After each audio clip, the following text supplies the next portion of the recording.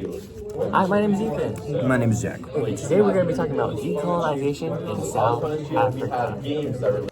Decolonization is the process where a colony becomes independent from the country that ruled or controlled it. That means the old padres up here, the parents, when they leave, that is the decolonization that we are talking about. This happens when the people in a colony want new freedoms or equality. They are unhappy with the injusticeness by the country. Yes.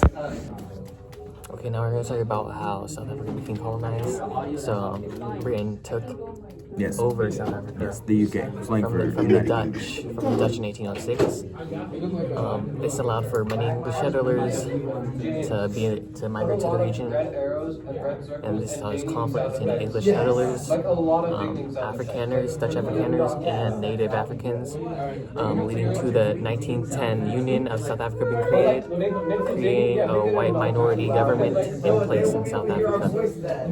However, important leaders who did this movement were people like Nelson Mandela. He worked on the inequality struggle, and he was in the African National Congress to fight against the apartheid that was happening in this nation.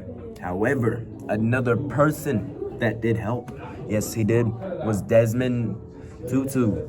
He also helped promote it. He was like probably the second on the ladder of helping promoting. Okay. So let's talk about how independence was achieved. Okay, took a series of processes. May 31st, 1961, South Africa officially gained independence from Great Britain. The monarchy in Great Britain was no longer in place and was able to govern in South Africa.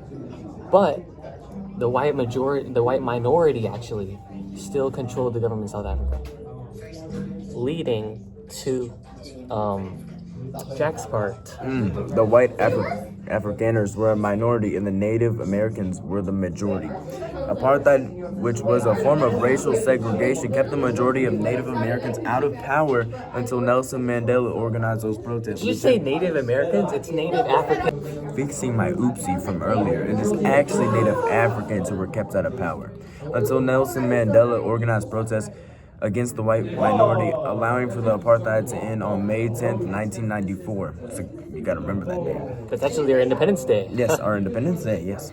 This led to South Africa's Independence Day on April 27th, 1994, as this day is when the first non-racial elections were held in South Africa, which was a great big movement and empowerment for the people of South Africa. They have a strong economic relationship, as the United Kingdom is the South Africa's biggest trading partner, actually, yes. This is our conclusion. Decolonization in South Africa. Yes. Stay tuned for our next episode. It's actually the last episode of the season.